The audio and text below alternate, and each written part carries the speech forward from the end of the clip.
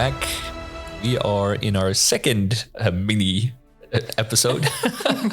We just rolled dice to see who goes first. But they could have clicked a different episode, but sure. That's fair. So in any case, either way, we are going to head over to Gerda's characters because, the only character name that I can really remember is Jurgen. Here, look, I wrote them down. But yes, Cato, obviously, and Katrina. Yep. So what can you tell us about those two characters? Yeah, I mean, you sent us the premise, like prehistoric and the witchcraft time. I was immediately triggered by the witchcrafty thingy. It's just an era that interests me, where it's not that long ago, but people believed in, like you say, in giants, in magic. I mean, it's good that we're out of those times, but it's also a more magical time, like with more possibilities. So I was very interested. So I looked up some stuff. I was amazed, like what you said, like 1648. That is not that long ago, like in the grander perspective, and we were still like hunting witches. Yeah. Amazing. But I love that. Love it. No. Oh my gosh, I'm not made for podcasts. But then I thought about, okay, that must have been horrible for you to be tried as a witch, because most often it was just bad luck. Someone did not like you, or you were ill and you had seizures, and they were like, "Oh, that's the devil." You just you did a bad thing to the elder of the village. Well, that sucks. Now you're a bad guy. Now you're a witch, which I found so interesting. So I deliberately wanted to go with an elderly lady, someone who cares, someone who is kind, but also soft-spoken. So wouldn't oppose the voice of an entire village if they would cast her out. But also a woman of God. And also a woman of God. Fervent believer, as like we noticed during the session as well. Like you definitely agreed with the Reverend. Yep. Was that kind of like a conflicting thing for you, or what was that like? No, it was because I find it very interesting how in earlier times how people dealt with like Christianity, for example, because I mean I grew up in a Christian household, so times are differently now, but earlier it was very much you go to church because everyone else goes to church. You're a part of that entire group, of that community. And when you meet a reverend, like Johan in this case, that man is knowledgeable. He knows how to read, so he can tell you what to do, and then you'll be absolved, and then you'll go in heaven. That are all the story beats that you need to hit if you're a character in 1600, which I find is such an interesting dynamic, because that would also decide that Katrina, this soft lady, would just, well, how can she oppose the voice of her community and oppose the voice of like a reverend? Because I mean, it's given by God. So she can say like, oh no, I think this is wrong. But yeah, I mean, she'll undergo the punishment, because if that is God's will, then that is God's will. And I found that a very interesting dynamic to play with, because I could have played like a very tough character, which I also like to do. I'm quite outspoken in real life, but that also means that you'll have more conflict. And I find it so interesting to play a character and to switch it around, to force myself to be much softer and to not look for that conflict and to not speak out about everything, and sometimes just accept things the way they are. So that is how she came to be. And I also, like Melanie, I Googled old Dutch names and I saw Katrina and I was like, oh, that is a beautiful name. If anyone is out there called Catherine or Katrina, I think it's a very beautiful name, and also a name that is can be associated with like Christianity or Roman Catholic, like with the saints and stuff. It felt very appropriate for the time. So she was definitely my starting off point, and I thought about the seizures, like you said, like all our characters pretty much had like epilepsy, and that resulted into seizures. So I just imagined like she must have had a mom that has noticed this before, try to find a way to combat this in some sort of way, but no one knows how to deal with it. It's just labeled as witchcraft, or like you're touched by the devil and that's it. So I imagine her mom looking to plants, looking to nature, to any other possible way of redeeming this, and thus teaching her how to deal with plants, learning. Like I made a very simple character sheet, not with numbers or dice or anything, but with some basic plants that I looked up that help against coughing, or like help with the headache, or like basic stuff, which I imagine that she would know a lot about, which would be her role in the community, like help elders or help pregnant ladies. But yeah, the downside to that is, like, if someone dies, which, we all do, I mean, she could get the blame.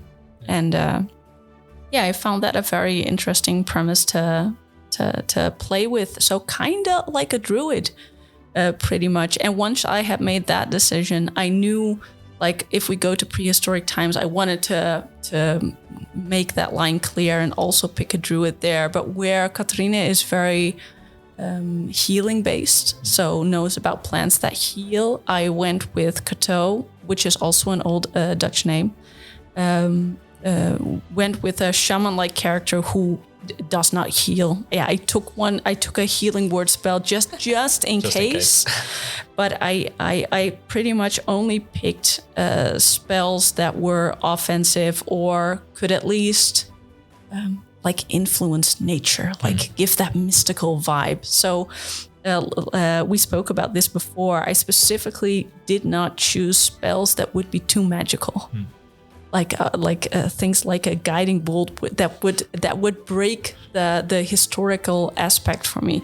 So I went with, for the listeners, like an entangle spell, like you saw me use with roots coming out of the ground, or I had fog cloud, or create and destroy water. I used gust of winds.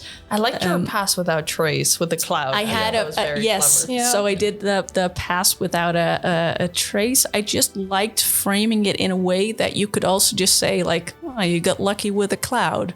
Oh, it started to rain. Oh, it gets foggy. Like it could have just been nature, which I imagine, like in prehistoric times, you see signs in whatever you want to see, which I liked incorporating. Like I was driving, I think yesterday, and there was a rainbow there, and every time I see a rainbow, I just keep thinking, like, man, if you lived in prehistoric times and you saw a rainbow, what goes through your head there? What do you think? You see like a double rainbow, and like, what is happening? Are the gods happy with us?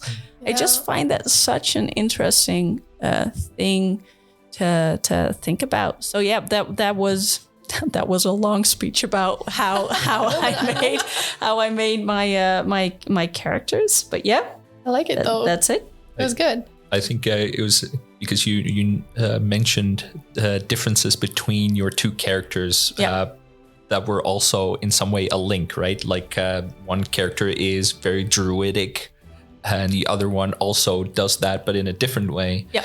What I found interesting is how you did the same thing, but with personality. Since Katrina is not at all authoritative or like not dominant, whereas Cato was clearly a leader type. Yeah. Yeah. Katrina changed at some point, though. Yes. Explain that. Yeah, and I wanna give definitely a compliment to Dirk about his one shot, because it definitely happened. Because I mean, we knew nothing. So when the artifacts came and I saw there was a bead there, I immediately I was like, oh, I want that bead, because that brings the connection even closer. But then with how everything turned out, and because the parts in 1648 went a bit quicker, it helped me connect Katarina closer to Cato. And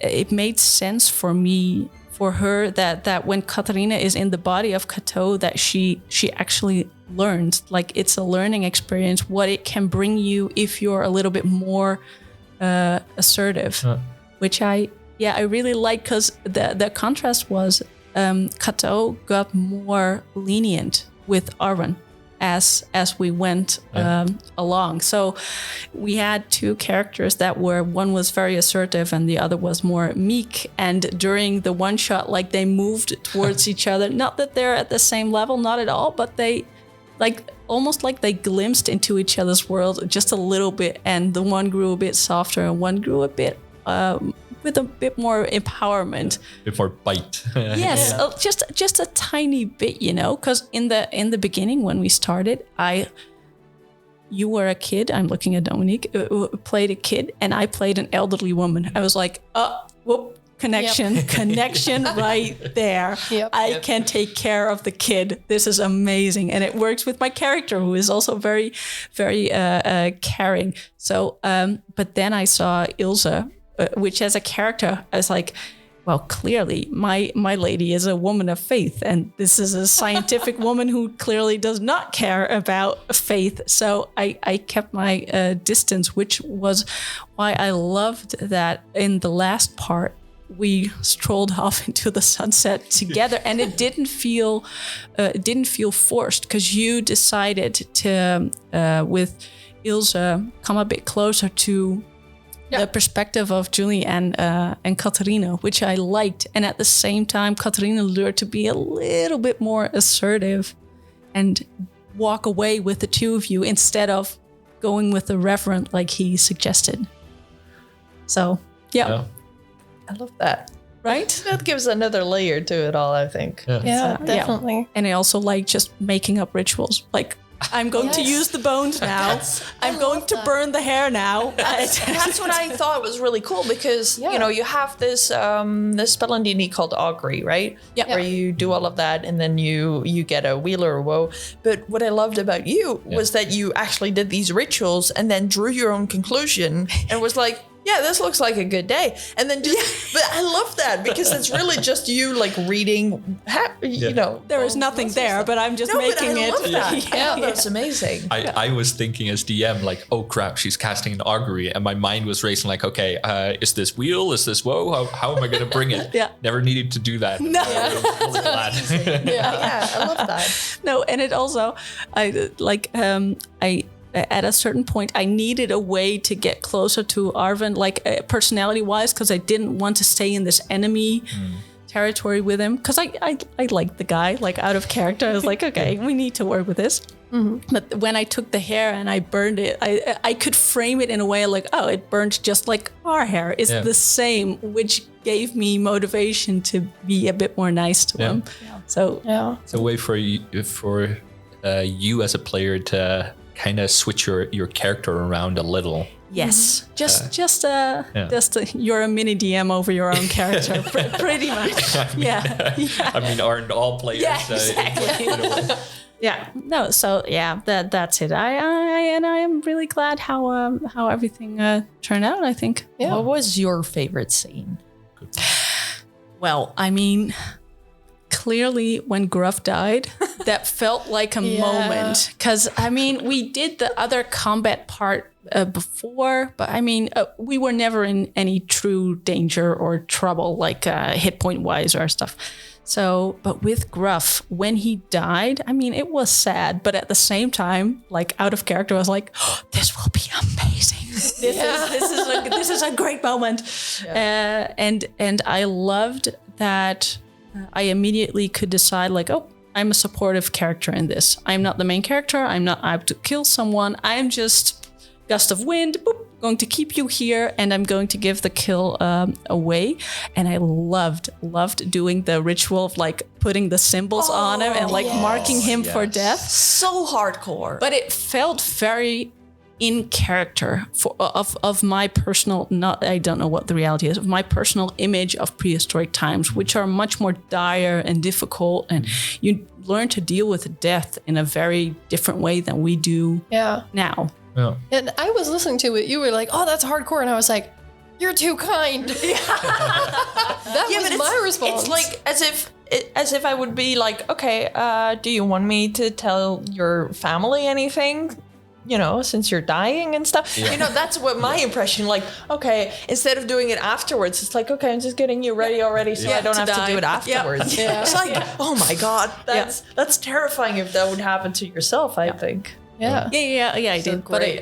But I great. liked it. It felt very, and it was a moment that the three of us, worked together very Yes. well towards one goal Yeah. Yes. versus like a general battle with giants, which solidified our connection. Yeah. That's a great way, I think, to or like a great example of how players are as much the co-writers of the story as the DM, Yeah, Yeah. and I love that. exactly.